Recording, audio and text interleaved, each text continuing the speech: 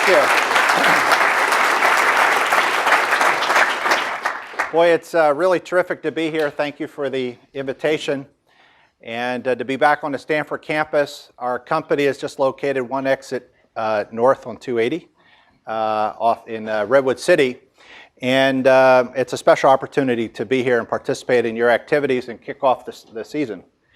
Also thought it was really interesting to be here on the 5th anniversary of the passing of Steve Jobs is today, and the importance that Steve has had as an icon in Silicon Valley. And this is one of my favorite photos of Steve, and it's going to reinforce a little bit of some of the topic I want to talk about here in the beginning related to ideas, innovation, and entrepreneurship, and what is an intersection or feeding ground for those ideas.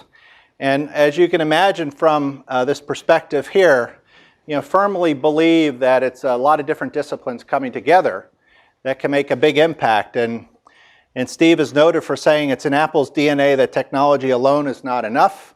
It's technology married with the liberal arts, married with the humanities, that yields us a result that makes our hearts sing. And I think that's really the essence of a lot of advances today of that intersection.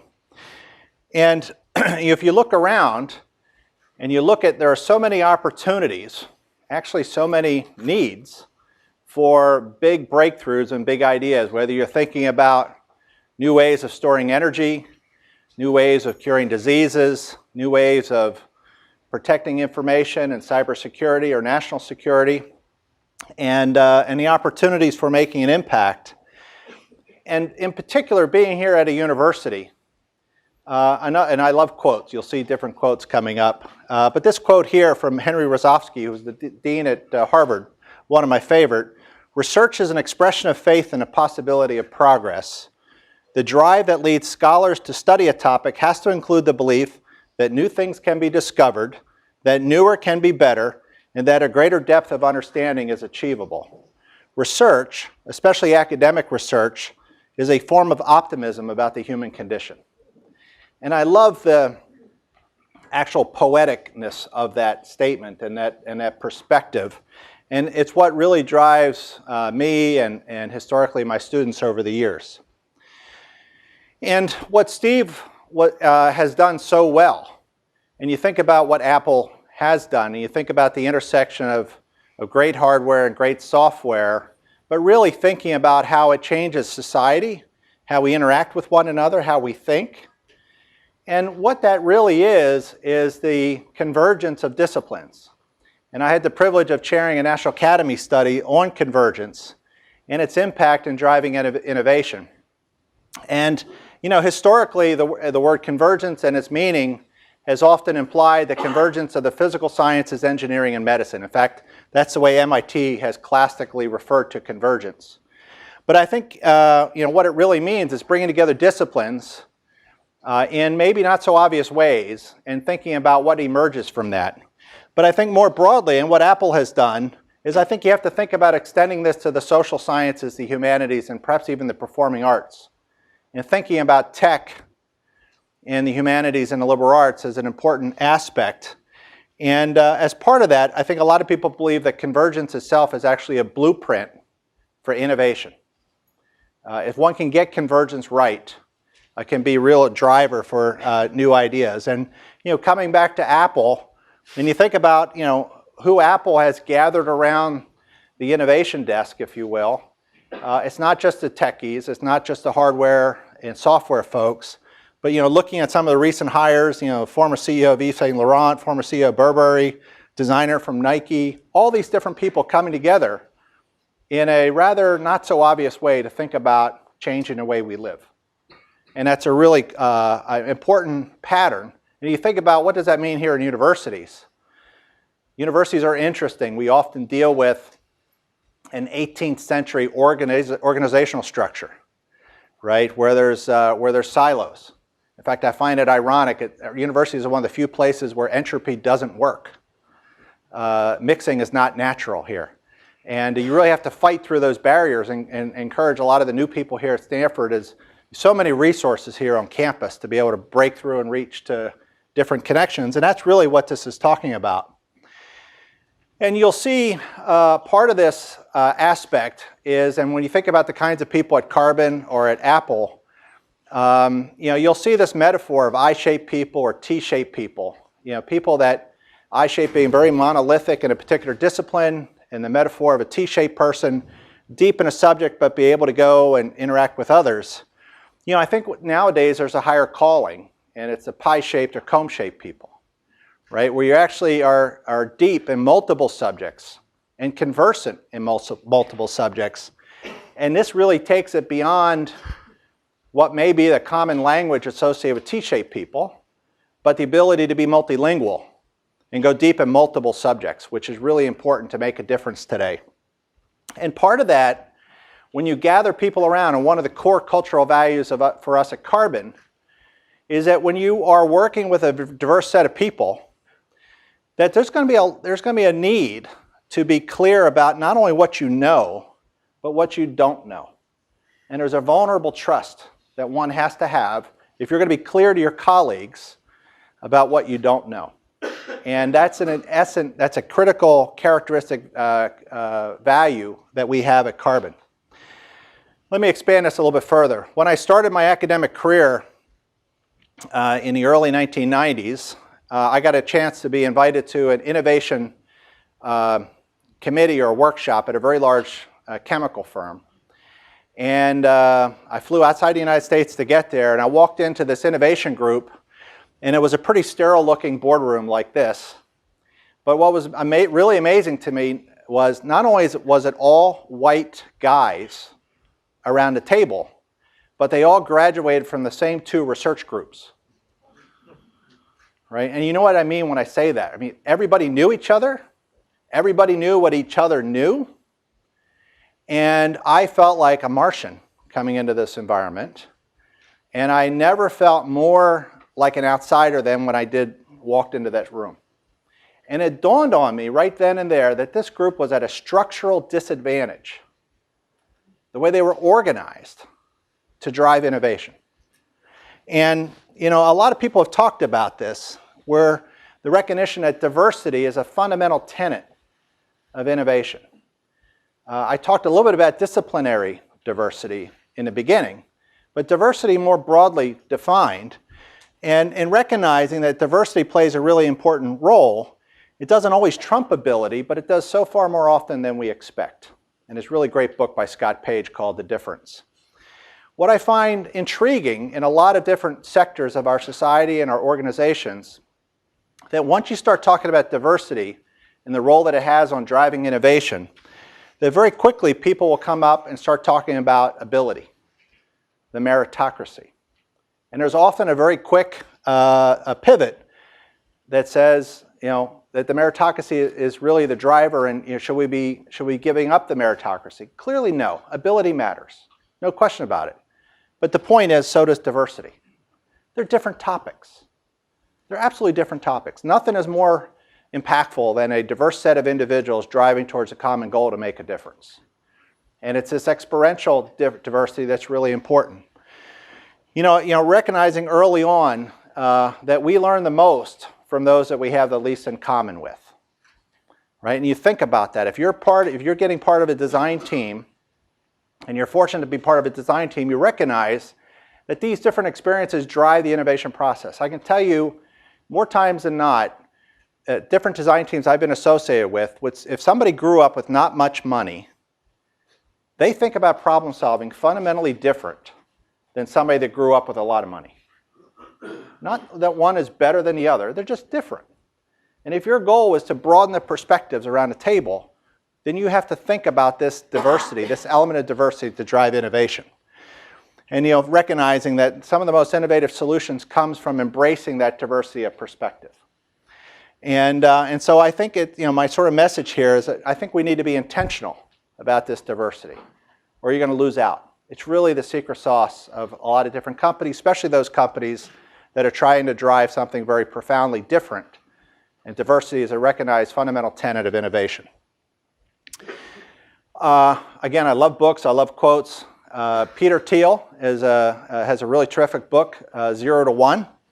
And it's got some really interesting perspectives. And the take home for me was about thinking about ideas.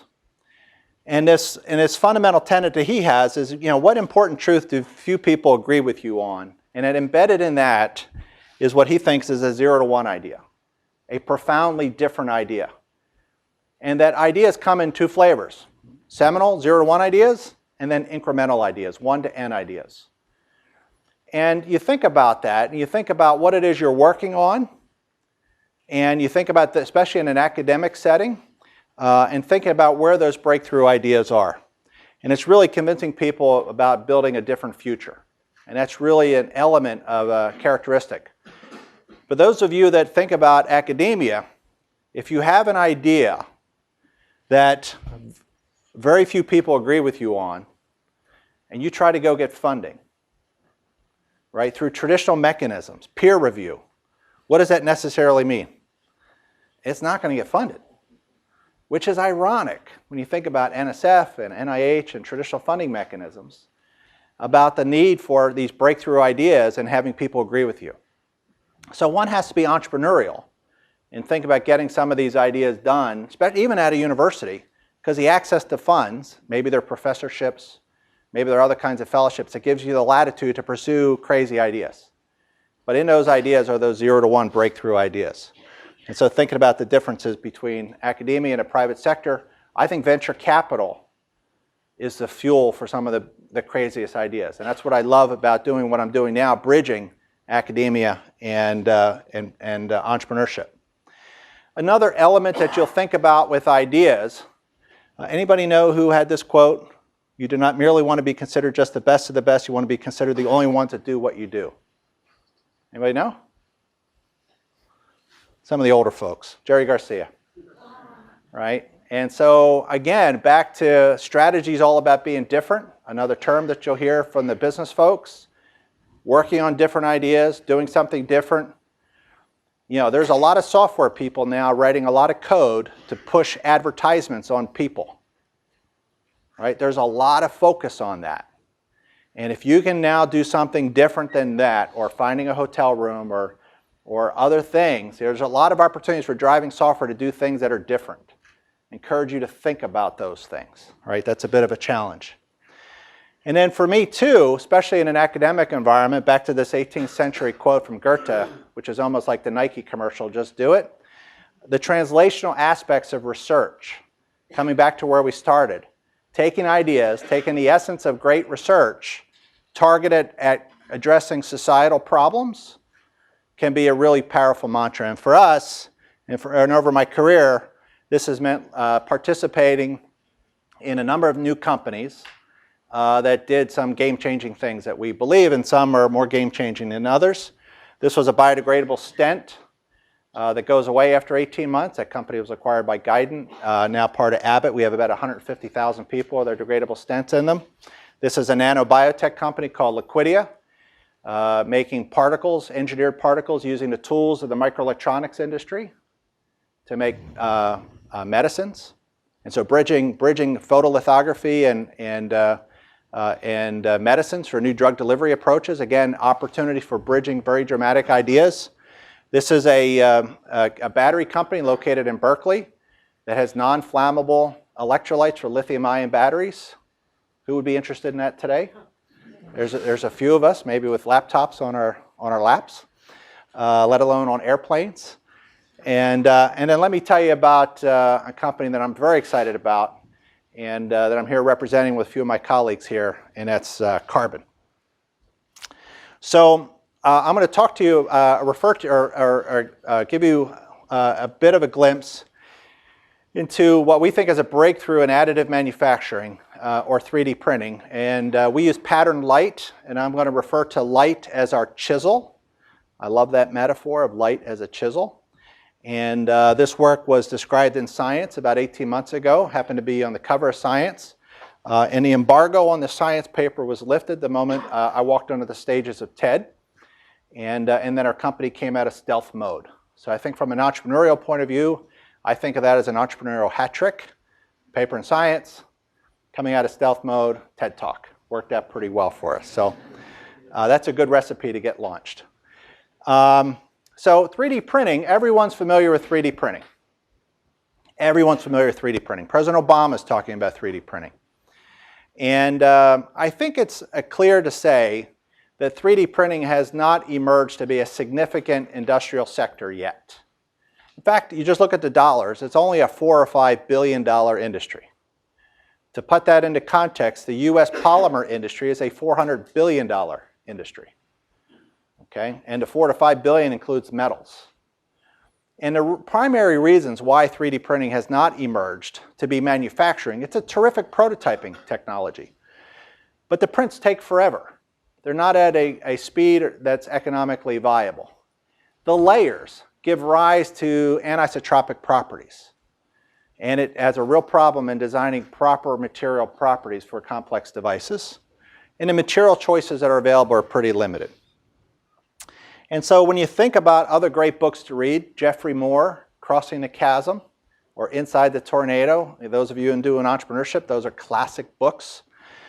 Jeffrey would say that 3D printing has fallen into the chasm. And the chasm is in this technology adoption curve, where in the beginning of all new technology introductions, the techies drive adoption.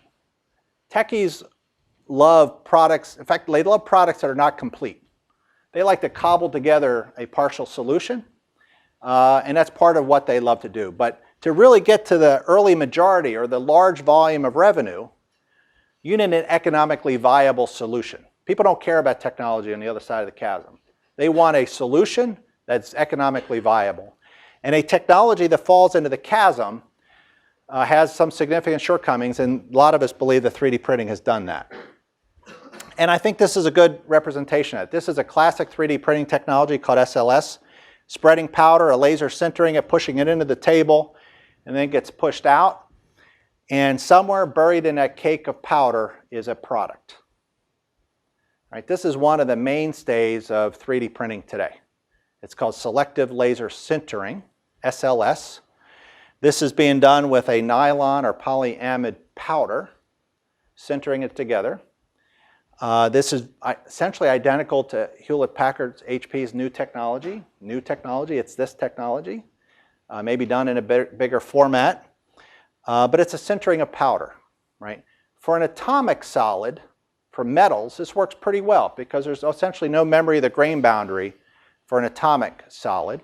But for a molecular solid, like a polymer, the mechanical properties of polymers are all derived from what are called chain entanglements. Think of it as spaghetti, and the knots and ties between that entanglements drive the mechanical properties of polymeric materials. And you don't get the entanglements between particles like you do at the center of a particle or from injection molding by this technology. And so there's lots of shortcomings of this technology for molecular materials. So given this perspective that 3D printing is actually 2D printing over and over again, we thought we could come up with a different way. And our approach was focused on, could we do this continuously? And I'm a chemist. And I think like chemists do, because I'm a chemist, and I think about like growing crystals. Chemists like to grow stuff, right? And our approach to doing this, and this is actually a video that we did on the stages of TED. We did a live 3D print during a TED Talk. This is an accelerated video, a 1-minute video, but it took about 7 minutes to run the print. And the key to our approach for doing this was a process that would emerge, kind of looks like T-1000 at a Terminator 2, right? Growing out of a broth or out of a puddle. And in order for that to work, we needed a new approach to doing 3D printing. And our approach involved a reservoir, shown here with liquid. And at the bottom of the reservoir was a very special window. And below the window was a projection system. And in this case, operating in the ultraviolet at 385 nanometers. So we're doing UV curing of chemistry. But what's also key about this window is it not only transparent to light, but it's highly permeable to oxygen. Okay, that was a good, that's the punchline, right? It's highly permeable to oxygen. And the key for that is oxygen inhibits the photochemistry. Oxygen prevents the photochemistry from taking place. And so oxygen and light work in polar opposite ways. Okay, so it's a chemical approach to growing parts as opposed to a mechanical engineering approach doing 2D printing over and over again. And this is an example of our printer. That was the technology debut about 18 months ago, that video. This is actually our first product that we launched this past spring. And this is what we call M1. It's M for medium. It's our first product. You can get a sense of our product lines and the nomenclature. It's pretty simple. But this is patterned light emerging from underneath as we pull out more complex objects. And let me just grab this one here. This is actually this part growing out of the broth. This is an air duct for a NASCAR. And you see it pulling out of the liquid. So it's really just coming out of the puddle here. And we're basically using patterned light and doing a choreography with a z-axis and fine-tuning a lot of chemistries. I think of this as software-controlled chemical reactions to rapidly grow a part. Okay? This particular part has a use temperature up over 225 degrees Celsius.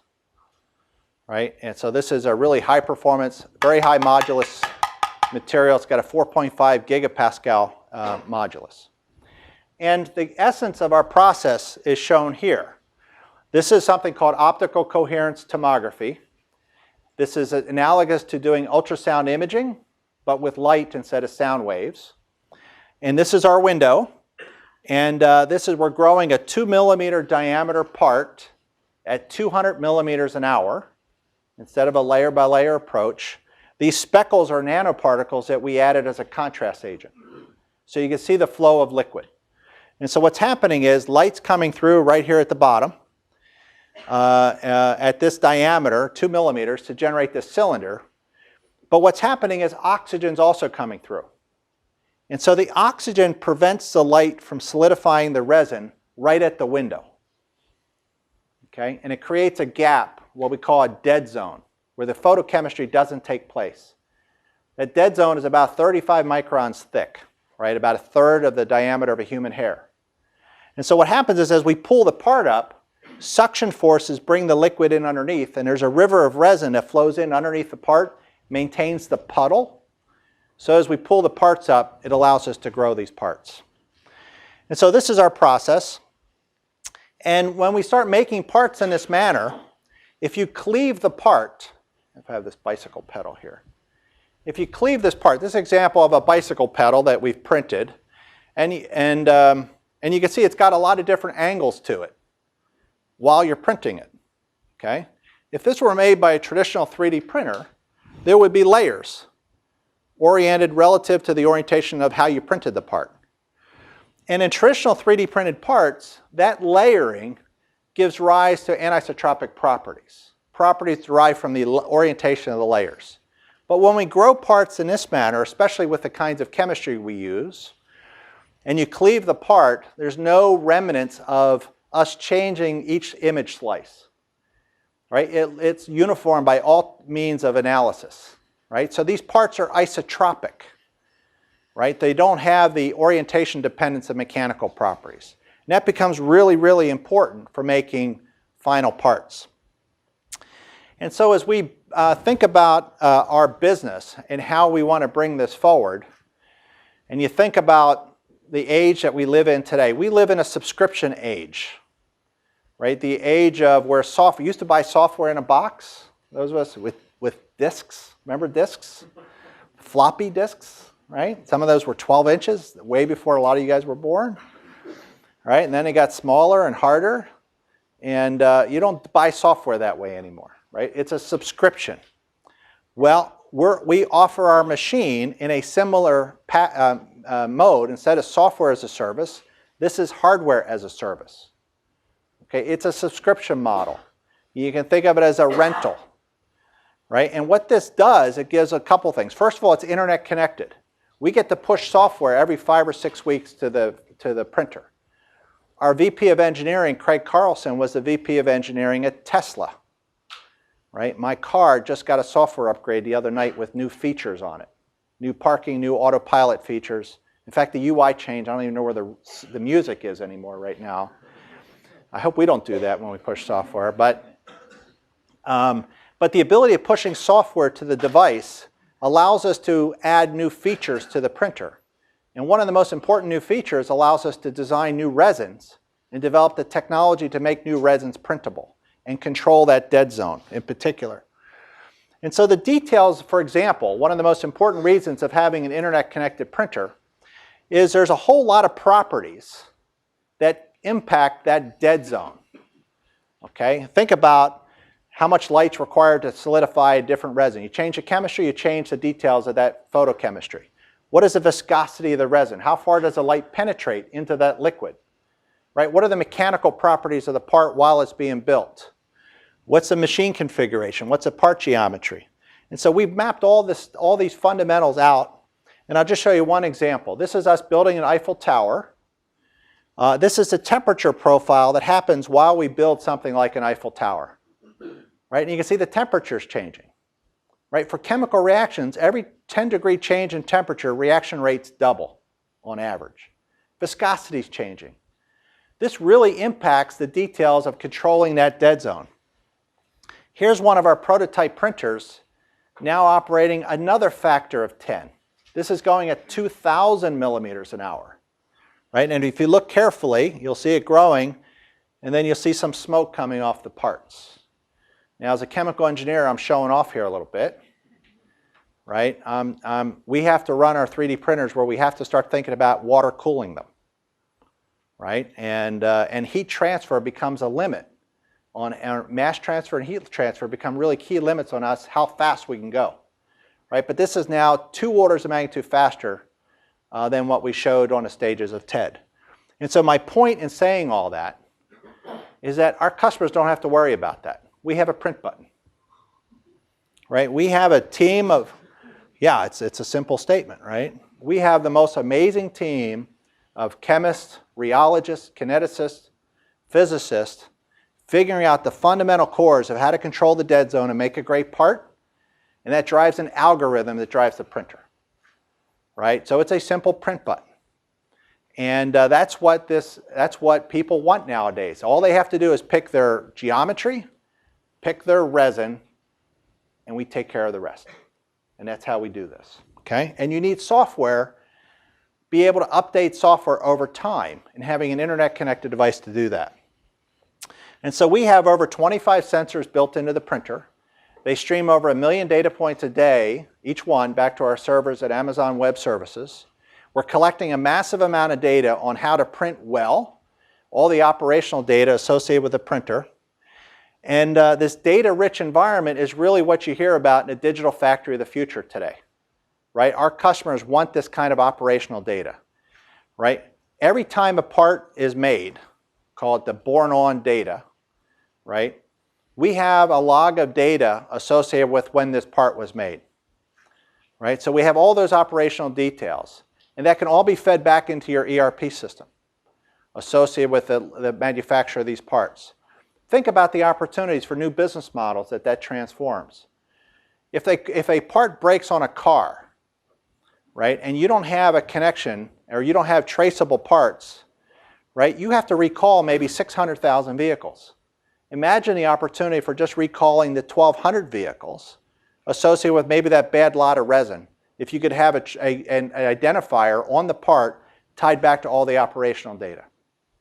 Or maybe a medical device in post-market surveillance where you can now have that kind of data associated with your products.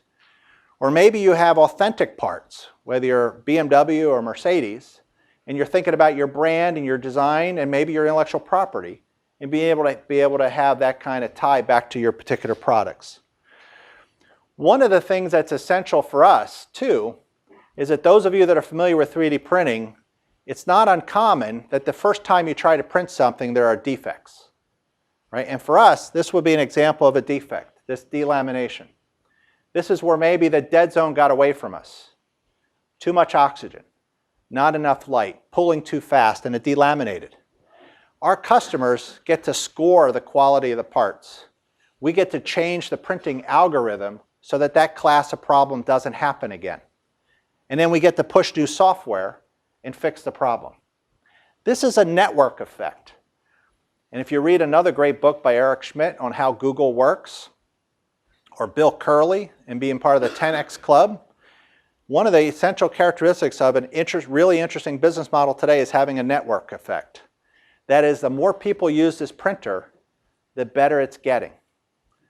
Right? So the bigger we get, the better we get. And that's a really interesting, powerful drive for us going forward in the future. But at the end of the day, for us, it's all about having great parts, real parts. And those of you that are familiar with 3D printing, you often don't have the materials needed to be a viable part. If you design a bicycle pedal for maybe a new mountain bike, and you design it on your favorite CAD software, and you print it on a traditional 3D printer, you can actually have the device, you can look at it and say, yeah, it looks like what I designed it. It's the right intent. But you often can't put it on the bicycle and go for a bike ride, because it will fail. And we have been focused on amazing materials that have final properties. And so traditionally, if you look at mechanical properties, this is a stress strain curve. This is a brittle material made by a lot of light-based traditional 3D printers. But what you want in the real world are materials that have ductile-like properties, advanced materials. So you think about all the materials, polymeric materials on cars, or the clothing you're wearing, or the wearable electronic devices that you have. There's a range of properties that are necessary to drive the hardware solutions that people are interested in today. And so we have to be able to generate those. And our unique approach to doing this was to use light to set the shape, but we use chemistry to set the properties. And this is all enabled by having software. So for example, we can make a part like this and set the shape, and then we go through a baking process which triggers other chemistries that does chain extension, allows us to go to high molecular weight and have really great material properties. And so we've got a whole family of materials, and we are setting up an app store for resins. Okay, an app store for resins. And so you think about why one sets up app stores to begin with. It's to engage a community, engage a developer community, to trigger ideas and innovations from others to work on your platform. But it also does something else for us. It sets up a marketplace for thinking about driving down pricing. Right? If you actually want to go into manufacturing, and that's where we're going, you need some truth in pricing. Right? Traditional 2D printing companies, you think about your favorite copier, toner is very expensive. You're never going to get to large volume manufacturing with toner-like pricing. So you need to set up a marketplace dynamic, and that's what we've been able to do. So we have real materials that allow us to generate real parts, and I'll just walk you through some examples of these. That first one I mentioned, this is a cyanate ester. Most people don't know what cyanate esters are, which is okay. But you walk into companies like SpaceX, Boeing, NASA, they know what cyanate esters are. These are advanced composite materials. These are materials that have use temperatures up over 200 degrees Celsius, very chemically resistant, compatible with sterilization. A lot of our surgical tool companies are interested in materials that are sterilizable for applications in medicine. We have these rigid polyurethanes. These are some parts on the Mini Cooper. We've got parts driving around on these cars for the last almost a year now, going through a Bavarian winter and now a Bavarian summer, and now going back into a Bavarian winter. I should get back over there for Oktoberfest, actually. These are some additional parts. And our customers and us are putting these parts through validation studies, right? Meeting the application needs, either an ISO standard or a UL rating or anything specific to those companies. Examples where we pass UV testing, door handles that look like injection molded polycarbonate ABS blends, as an example. These are some really interesting parts. This was a metal bracket machined out of aluminum for our printer. And once we started having printers, we were using our printers to make parts for themselves. Right? Sort of a singularity moment, crossing that line. And so this is an example of a part printed out of a rigid polyurethane that meets all the specifications necessary for this bracket for this motor. Okay? And what's really interesting is you think about additive, this is clearly designed by a human. It looks like something a human would design. But what's really interesting, and Jade up here is a student here at Stanford, did an internship with us. She fed this design into some of the new generative design software and had the software optimize it for stiffness. So keep the mass constant, and what design would give the stiffest part, and the computer spits out something that looks more like the Klingon warship than maybe the Starship Enterprise. And very organic looking, but this is where design's going today, in generative design, right? There's another design where instead of keeping the mass constant and maximize stiffness, keep the stiffness of this and minimize the mass, right? And applications of lightweighting vehicles, right? Or minimizing cost by eliminating material, lowering your carbon footprint, right? Making it material light, an example. So those are the kinds of things that when light is your chisel, these kinds of complex structures are easy to access. We have amazing materials for epoxies, electrical connectors. There's over 800 electrical connectors on a Tesla car. Right? This is a $37 billion market, electrical connectors. And if you walk into these factories, and I was just at Delphi, large company, injection molding company, a room that was 5 times the size of this room, with 200-ton injection molding machines cranking out electrical connectors. They take plastic pellets, they heat it up to the melting point of the polymer. They use 200 tons of injection force to push a very viscous polymer melt into a very finite cavity that costs about $500,000. But most importantly, it's a design of the cavity or a design of the part such you can open up the cavity and pull the part out. It has a symmetry that allows you to open up a cavity. But there's so much, so it was designed for manufacturability, not for use, right? And I'm really interested in how can we train 100,000 engineers to design for use and not focus on manufacturability and use. It opens up the design space if you just focus on what it is you want. Because with additive manufacturing, complexity is free. You don't have to worry about design rules. And that's the advantage of these kinds of new approaches. Elastomers. We have superpowers in elastomers. And as again, I'm a materials guy. We have superpowers. These elastomers have very high tear strength, very high resiliency, and we can make amazing things from rubber gaskets to hearing aids to athletic footwear. And we have some amazing things coming in a very near future, making amazing kinds of footwear products. And it's going to be footwear that's not just designed for size 8, 9, 10, or 12, but it would be bespoke, and it'd be designed for you. And again, that's another fundamental tenet of a digital manufacturing footprint. And so again, just our materials allow us to go through hundreds of thousands of cycle tests, have all the properties to be real materials. And so again, with a data-centric environment, we can see all the different industry verticals: automotive, consumer products, education, industrial, medical, service bureaus, and contract manufacturers, which resins are using. I get this data every night. At midnight, my wife's about to shoot me because I wait for this report every night. Get to see all the data that happens. And we have an amazing set of customers now. Again, we launched our product in March. We have lots of different Fortune 500 companies, major industrials. We have service bureaus or contract manufacturers that are supporting many other companies. They're in the business to make parts. And then we have a lot of different academic institutions. And you can imagine it's really challenging for both the University of North Carolina and Duke to be in the same row here. And again, as I mentioned to you, that we're coming out with this printer as a subscription model, right? It's a rental. What this really does is it aligns us with our customers' printing, right? This is not a transactional sale, it's a partnership. And most importantly, this future-proofs our customers, right? I know the product roadmap. I know when this product's going to be obsolete. Our customers don't have to worry about that, right? They're not locked in, they're future-proofed. And especially for a company like us that's just coming out with a brand new technology, I don't have the heart to have people buy stuff that I know is going to be obsolete. And so the subscription model, for lots of reasons, becomes an important way to move a new product into the marketplace. And then we sell resins. We're setting up that with the App Store, and we have some other accessories. But our total reason for being as a company is to create a new industrial category of 3D manufacturing. a lot of people are talking about 3D manufacturing, but as you saw in the very beginning, the technology has fallen into the chasm.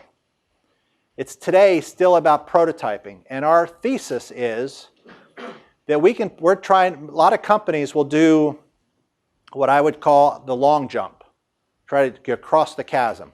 We have the privilege or opportunity to do a triple jump, right? All we need to do is we're putting our printer into the existing prototype market, allowing the prototypers to actually make real parts. We call that functional prototyping, right? While we're doing that, we've got some signature customers, some signature accounts that we're trying to develop whole solutions for manufacturing, right? And we're going to take the next 2 or 3 years in parallel to putting this 3D printer into the prototyping market. We're also developing full manufacturing solutions where we're making hundreds of thousands and millions of parts a year in some new industry verticals, such that these two worlds will come together. So we're building out really a factory of the future, where there's clusters of our machines. The machines are designed for automated fluid delivery, where there's software written to control a fleet of printers, where we can have encryption data so that people can have the security that they want, whether they're an aerospace company or whether they're in Hollywood and their designs are just as important as the aerospace companies. So all that software, all that infrastructure to build a digital factory is really, really important. And part of that, and part of our thesis too, is one of the most important places to have unique, mass customized products is in medicine. Right? I talked about it for footwear, but you think about teeth, you think about ears, noses, sleep, CPAP masks for sleep apnea, all sorts of places, coronary devices. I told you in the beginning I started a biodegradable stent company. Right? You think about that. It's not different than buying shoes. Right? What's, the interventional if you're on the cath table and it's an emergency situation and you've got a blockage and the interventional cardiologist, she looks up on the TV screen and looks at your blockage. She just makes a decision what size stent that you need in that particular blood vessel. You don't want a standard stent, right? You want a stent designed for your anatomy, right? And what's the fact? The future is going to be a situation where she can look at that, maybe do some drawings right on the screen. The software calculates what stent you need for your particular blockage or your particular tributaries off that vessel, hit a print button, it prints a stent, and then she can place it into you, designed for you, right on the cath table. Right? That's the future. I don't want to push that through the FDA today, but those kinds of things are happening, and in medicine it's going to be a really powerful opportunity. So we believe that this breakthrough approach, real materials made at game-changing speeds, is just a ticket to close the chasm in the technology adoption curve. And when you think about this, and you think about all the different business schools, Harvard Business School, Stanford, so many people are talking about what is digital going to mean today, right? And there's so many different business models, on-demand inventory. We live in a slow growth economy today, right? How do you create value if you're a CFO in a slow growth economy? You got to free up capital. It's one of the simplest ways to do it. There's so many companies with billions of dollars of slow-moving inventory that's been sitting around for a decade.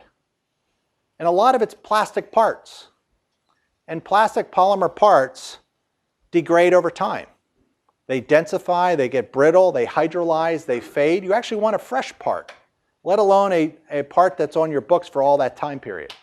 And so on-demand inventory is a new business model. Could you have a warehouse in the cloud where you just pull it down and make parts as you need them, or you're in an oil rig somewhere, or maybe you're in a remote village and your water irrigation system's gone down. You need parts. You think about all the different new business models that are going to change.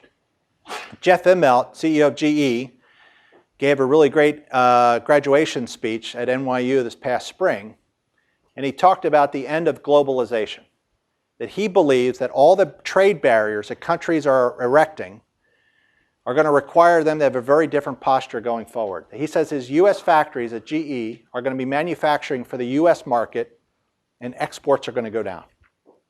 And that they need to be able to make product in country or in region to be competitive. Local for local production. And one of the key fundamental tenets of that business model is having a digital factory, a platform that could make anything, a flexible factory. And again, the digital revolution is going to really enable these entire new business models.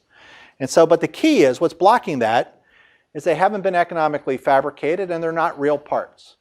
So we believe we can be the trigger to open up these entire new business models, and we're very excited about that.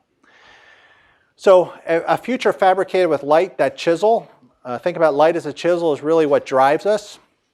And the last thought I'll leave you with is, okay, what's the big deal? Has light, and this sounds risky, has light been used anywhere else to drive manufacturing? And especially here in Silicon Valley, to think about, the semiconductor industry is driven by patterned light in photolithography. And that's using patterned light in 2 dimensions to make all the memory chips, all the wafers, all the integrated circuits that we come to rely on. It's all made with light. But we're using light in 3 dimensions.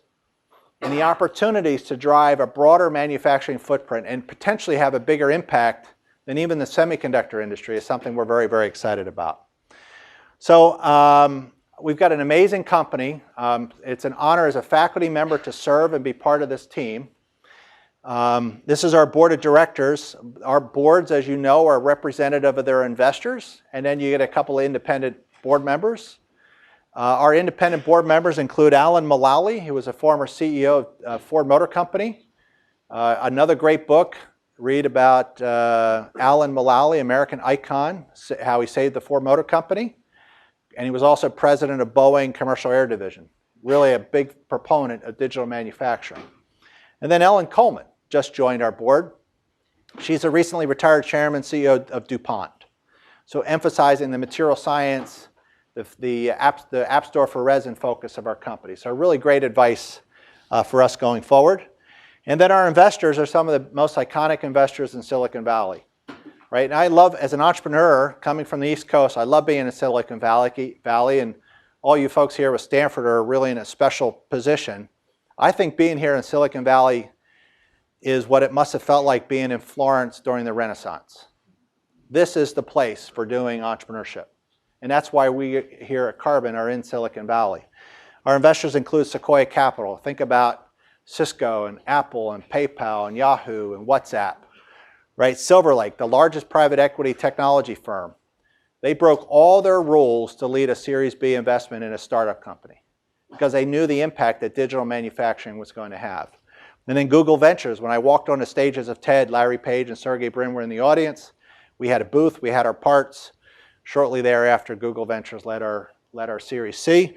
And then most recently, we did a Series C extension led by our customers and people that are really focused on manufacturing, and BMW, GE, Nikon, and JSR. We're very excited to have them on a team.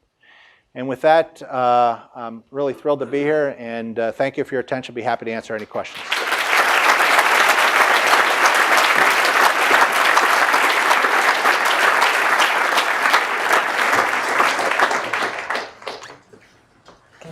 Question? Yes? How does your technology roadmap implement your seek to address larger parts? And the second question is, the networking algorithms you mentioned, is that supervised and unsupervised learning? Yeah, so the question was, what is our product roadmap?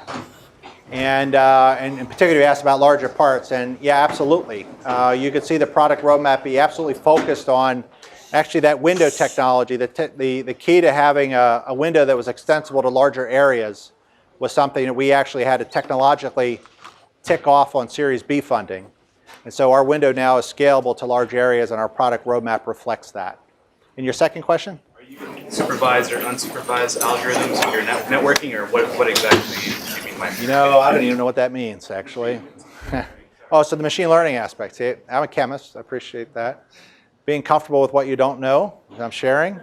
Vulnerable trust here. We're a little bit more like a mechanical Turk right now.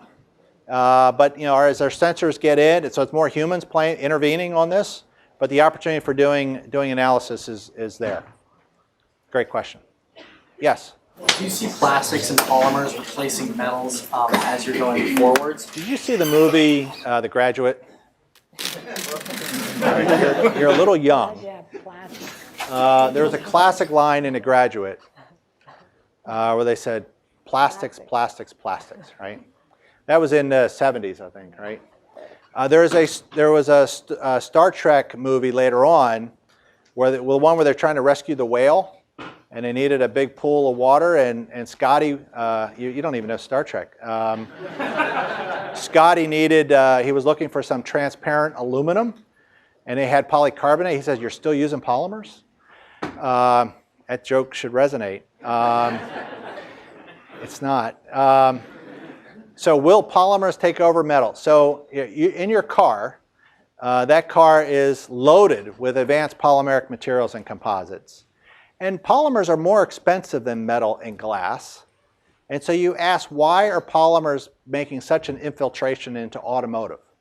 Well, the reason is it can simplify manufacturing steps because you can make more complex things. They can be lighter weight. They can be safer. Right? So there's a lot of reasons in a whole host of applications why, yes, polymers is a massive industry. It's a $400 billion industry in the United States. You think about all the wearables. I'm pointing to a metal watch, but you think about all the wearables people have and all your devices, your laptops. There's so many places where advanced materials, especially in aerospace, automotive, consumer electronics, those are all polymeric materials. So yes, it's a huge market, but it's been held back by not having real materials made economically. Wow, I felt like I really dated myself there. Yes. So some people have expressed like concern about like the durability of using clip. So have you been able? Some of these people are Wooler's associates, I believe. Yeah, Terry Wooler. That's good. Repeat the question. The question was, Terry Wooler had a Wooler's report, and I think we had an article by Forbes or Fortune, and you always, what's really great is you always have, when you put yourself out there, a lot of people will comment on what you're doing. And Terry is grounded in the current industry, and he was asking about UV stability in particular. And if you're knowledgeable in materials, polymeric materials, what you'll quickly not acknowledge is that some of the most UV unstable materials, one of the most UV unstable materials is natural rubber, which makes up all the car tires that are baking in the sun, right? And a lot of those materials are stabilized by things like carbon black and other things that allow a material to have great material properties to be UV stable. And so using a similar approach, we have very stable systems. But that's not been the history. If you use light to set the shape and to set the properties, you're going to be hard pressed to have a UV stable system. But using our approach with light to set the shape and chemistry to set the properties, our customers have already proven that we have stable systems. That was a long-winded answer. Able to like rigorously test the Yeah. You need to get into a lot of these applications. And so not only us, but our customers. You know what's really interesting too, from an entrepreneurship point of view, you could give a customer a set of data, and they're like, yeah, that's great, we're going to do it ourselves. And they replicate what it is you're doing. And so that even that UV data that I showed you on the screen was not our data, it was our customer's data. Yes? How are you going about changing the mindset of engineers and the industry from DFM to design for use? Yeah, so it's coming to places like this. Could you repeat the question? So the question was, how do we train a new generation of engineers to think about design freedoms or additive manufacturing versus traditional manufacturing? And I think the key place is to start with where a lot of new engineers are emerging. Put these new tools out. That's why we're really focused on getting some printers into the university setting. But when we look at some of our big customers, what's interesting is they have prototyping shops where they're already, it's like preaching to the choir. They already know, but the engineers at these companies don't buy in fact, hate 3D printing. I can't tell you, I've had so many CTOs and CEOs of some of the biggest companies in China and the United States come and visit Carbon, and some of them come reluctantly. We had a common investor in one story, and a common investor said, you got to go see Carbon and go see these parts. And he said, I hate 3D printing. It's never going to amount to anything. In fact, I'll change my name if it ever amounted to anything. And you may know who I'm talking about now. He's notorious for saying that. But we had those folks hold on to these parts and say that we've changed their worldview. So it's a combination of how do we penetrate an existing marketplace and major industrials, but also starting with universities is a little bit of our tactic. Last question. Yeah. How do you think, so if 3D printing is going to become the huge thing that everybody thinks it's going to become, how do you think Carbon is going to handle the change into people having a 3D printer in their home? Yeah, so what's interesting is the consumer marketplace emerged, the maker space, the maker community emerged very quickly. And I think there's a lot of people that are probably frustrated by the quality of what they're making. But there are some great examples where it is working. But I think the content is quite limited there. And there's other people competing in that marketplace. And it's one of the most innovative marketplaces for ideas. And it's one that we want to foster. And that's why we put printers in service bureaus. We actually had a bunch of skateboard experts down in the San Diego, LA area make skateboard wheels and new trucks. And the whole goal was to beat the crap out of our parts and show that they were skateboarding for like an hour and nothing, and the video terminated. So they're a really happy camper. So we're feeding that community, but we're trying to do something that no one's doing. And that's doing 3D manufacturing. And that is really the opportunity to cross the chasm for economic buyers. But with some of our partners, there's a consumer facing. When we start coming out with products that you all will be using, you'll see Carbon and how we brand Carbon with some of these new products is something that we'll be exploring here in the very near future that we're excited about. I'm sure you'll agree this was incredibly fascinating. Please join me in thanking our guests.